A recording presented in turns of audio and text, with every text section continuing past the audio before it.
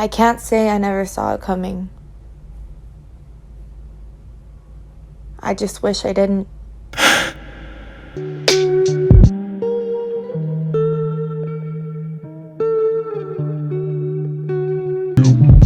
Sometimes I decide where I should be, and sometimes life it just happens to me.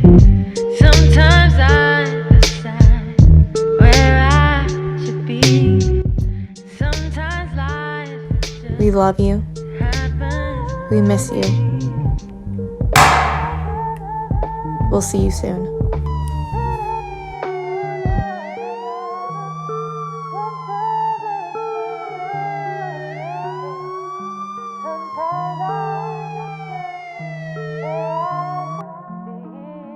Sometimes I decide where I should be,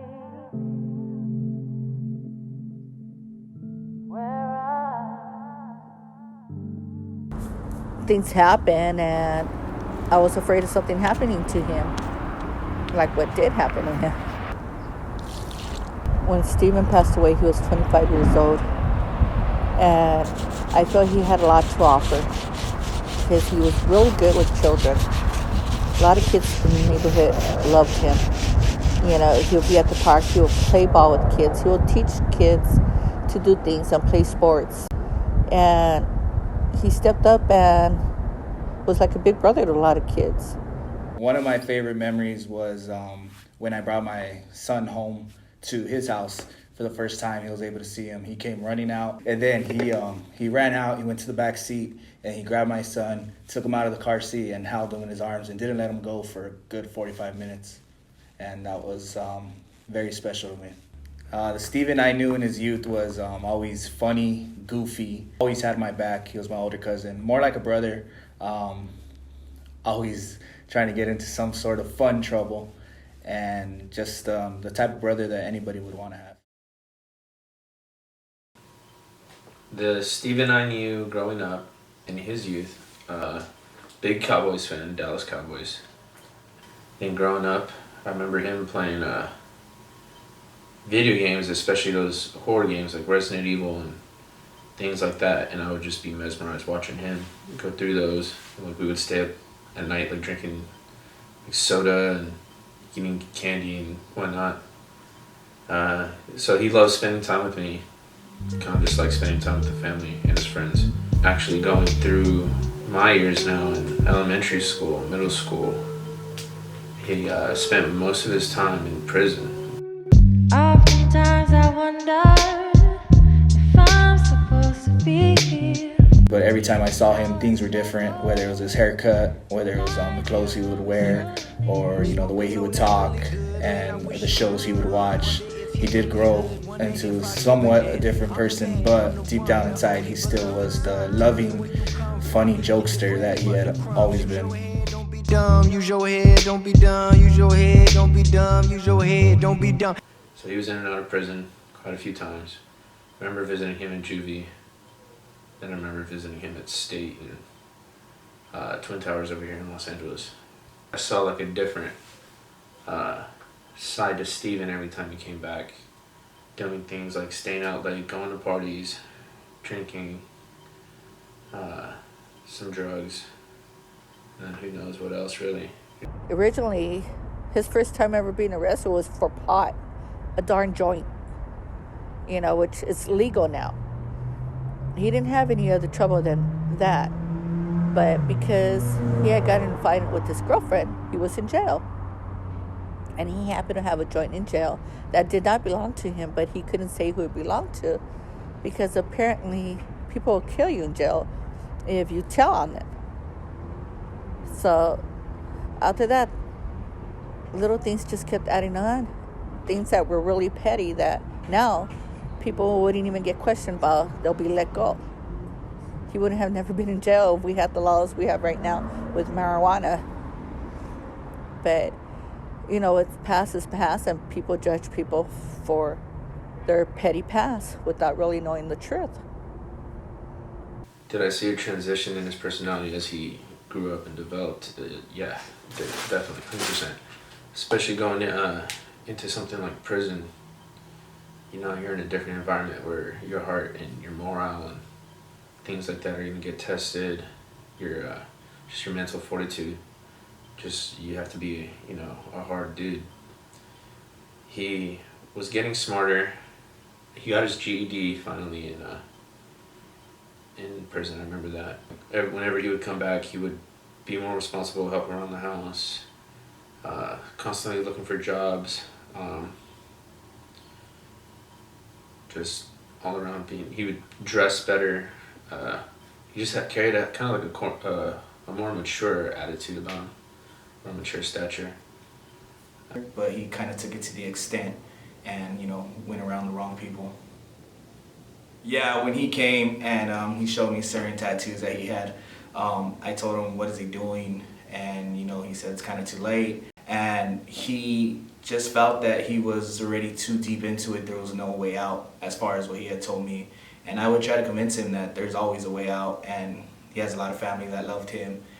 And I thought he was switching things up because he talked about, you know, finishing school, doing this, doing that, and, you know, it just didn't go that way. What do I think pushed him into a lifestyle of crime and narcotics and gang violence? I believe part of it has to do with his father not really being there for him and her brother Frank.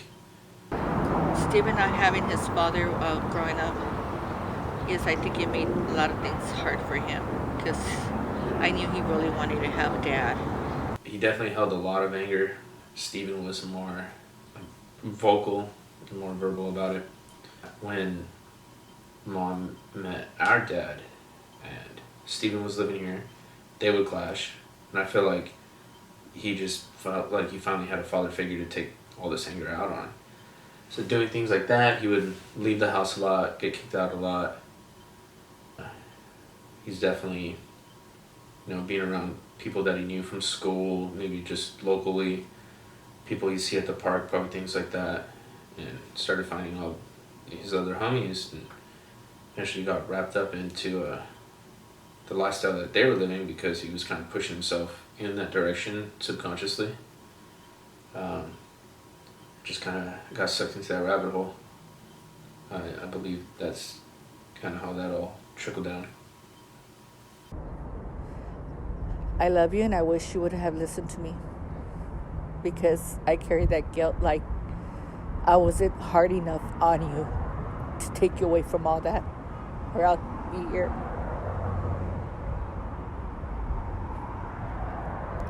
And for that, I feel so guilty because I feel I pushed you more into it for nagging you so much to get away from that. The moment I found out he was shot, I was numb.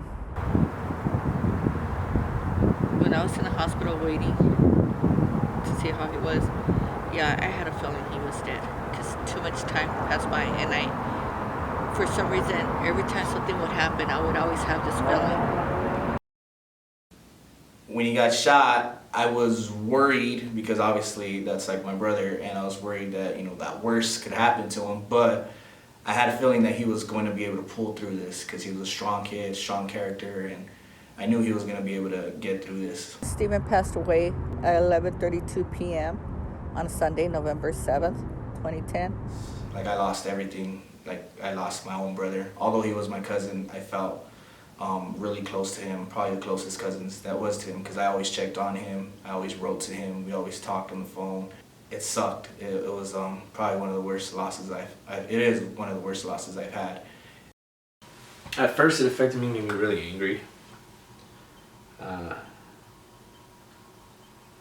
gradually became more of like a jerk, an asshole, towards just about everybody I knew,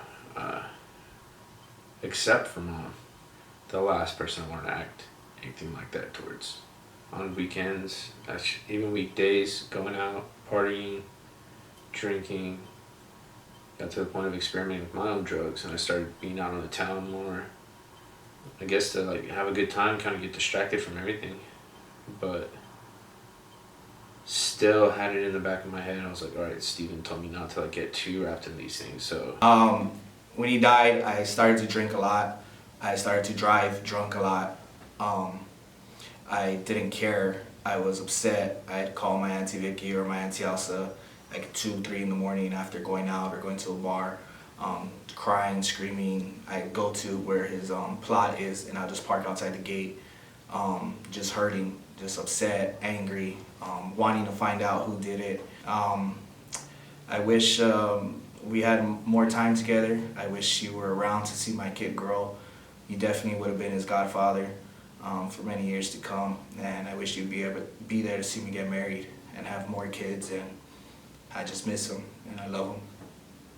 I like talking about the good times because it wasn't always bad. He wasn't, just because he did unfortunately join a gang, he wasn't really a bad person. Yes, he made mistakes like every human being makes mistakes, but that wasn't his life. His life was his family, and he was very giving and very kind. 9644, and tomorrow they're gonna take me to the county jail. So